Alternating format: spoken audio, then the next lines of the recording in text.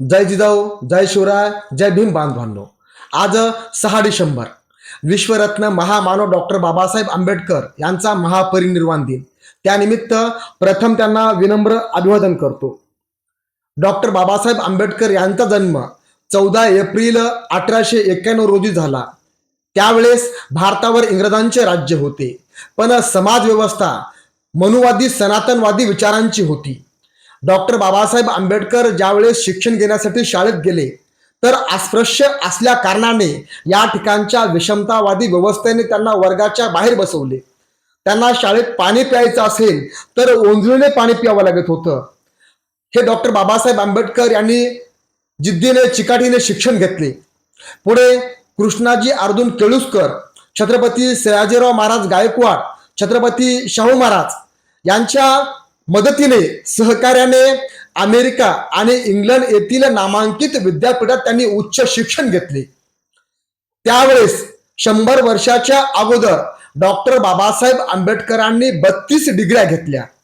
ते जगातील 6 विद्वानापैकी एक विद्वान होते.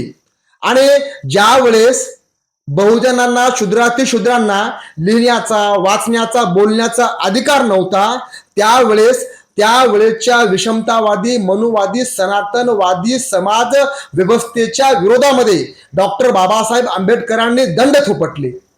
त्यांच्यापासून आज आपण काय शिकावे? आज भारतीय संविधान आहे.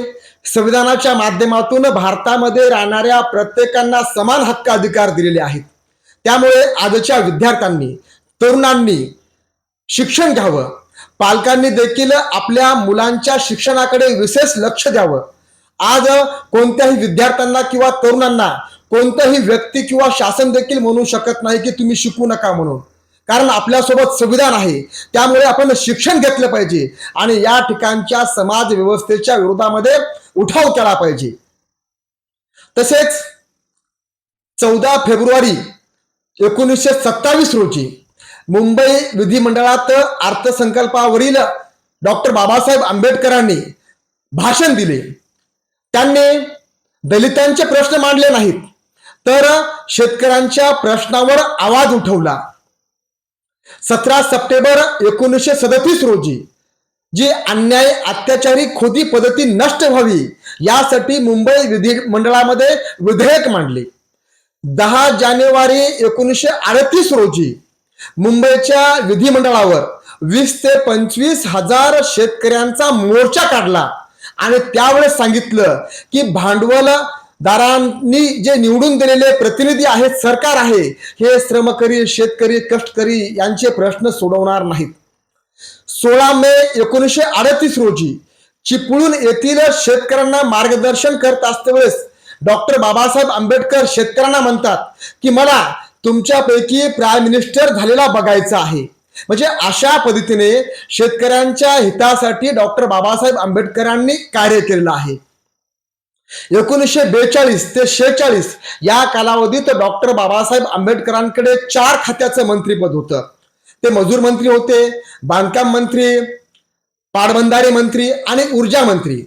तर त्यावेळेस शेतकऱ्यांच्या शेतीसाठी, पिण्यासाठी, उद्योगधंद्यासाठी पाण्याची व्यवस्था व्हावी यासाठी नद्या जोड प्रकल्प त्यांनी हाती घेतला.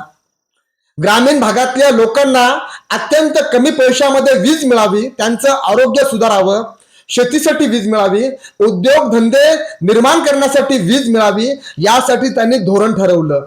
म्हणजे अशा पद्धतीनं त्यांनी शेतकरी, कष्टकरी, गोर गरीब, कामगार यांच्या हितासाठी त्यावेळेस त्यांनी प्रयत्न केलेले आहेत. भारतीय संविधानाच्या माध्यमातून 340 कलम ओबीसी समाज बांधवांसाठी आहे, 341 कलम एससी समाज बांधवांसाठी आहे आणि 342 कलम हे एसटी समाज बांधवांसाठी आहे. म्हणजे भारतामध्ये राहणाऱ्या प्रत्येक माणसांसाठी, त्यांच्या न्याय हक्कासाठी त्यांनी संविधानामध्ये तरतुदी केलेल्या आहेत. महिलांसाठी देखील त्यांनी हिंदू कोड बिल मांडून त्या माध्यमातून भारतामध्ये राहणाऱ्या प्रत्येक महिलेला, स्त्रियांना हक्क, अधिकार मिळाले पाहिजे, स्वातंत्र्य मिळाले पाहिजे, ह्या गोष्टीचं त्यांनी समर्थन केलेलं आहे. ज्या मनुवादी, सनातनवादी मनुस्मृतीने या भारतातील स्त्रियांचे अतिशूद्रांचे हक्क अधिकार नाकारले, माणूसपण नाकारलं, त्यांचं माणूसपण देण्याचं काम डॉक्टर बाबासाहेब आंबेडकरांनी त्यांच्या संपूर्ण हयातीत भारतीय संविधानाच्या माध्यमातून केलेलं आहे. पण या ठिकाणच्या मनुवादी सनातनवादी विचारांच्या लोकांनी डॉक्टर बाबासाहेब आंबेडकर आणि भारतीय संविधान म्हणजे फक्त हे बौद्ध समाज बांधवांसाठीच आहे, ते आपल्यासाठीच नाही.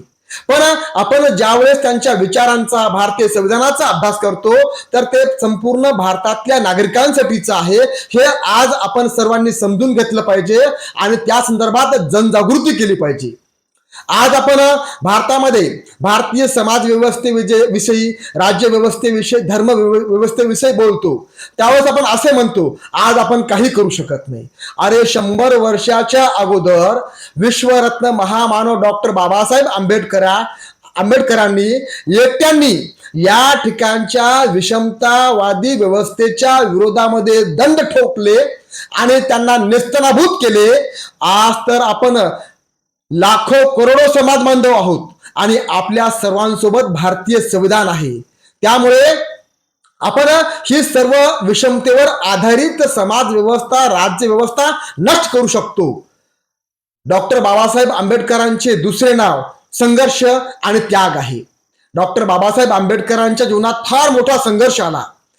त्यांचा मुलगा राजरत्न, गंगाधर, रमेश, इंदू हे गेलेत, पत्नी रमाई देखील गेली. पण डॉक्टर बाबासाहेब आंबेडकरांनी संपूर्ण समाजालाच मायबाप आणि आपलं मूल मानलं होतं. त्यामुळे संपूर्ण हयातीत त्यांनी त्यांच्यासाठीच काम केलेलं आपल्याला बघायला मिळते. आज मनुवादी विचारांचे लोक भारतीय संविधान जाळत आहेत, भारतीय संविधान बदलण्याची भाषा करत आहेत आणि आपण आज मुंग गिळून गप्प बसलेले आहोत. अरे विषमतेवर आधारित जी मनुस्मृती आहे, ही मनुस्मृती डॉक्टर बाबासाहेब आंबेडकरांनी त्यावेळेस जाळली आणि समतेवर, मानवतेवर, विज्ञानावर आधारित आपल्या सर्वांना भारतीय संविधान दिले आणि आज आपल्यासोबत भारतीय संविधान आहे. त्यामुळे आपण पुढे डॉक्टर बाबासाहेब आंबेडकर एका ठिकाणी म्हणतात, जागृतीचा अग्नी सतत तेवत ठेवा. म्हणजे हे जे काही डॉक्टर बाबासाहेब आंबेडकरांचे विचार आहेत, भारतीय संविधान आहे, हे आपण सर्व भारतीयांपर्यंत आपण घेऊन गेलो पाहिजे. त्या संदर्भात आपण जनजागृती केली पाहिजे. डॉक्टर बाबासाहेब आंबेडकरांच्या आणि संविधानांच्या विचाराची आपण समाजामध्ये पेरणी केली पाहिजे.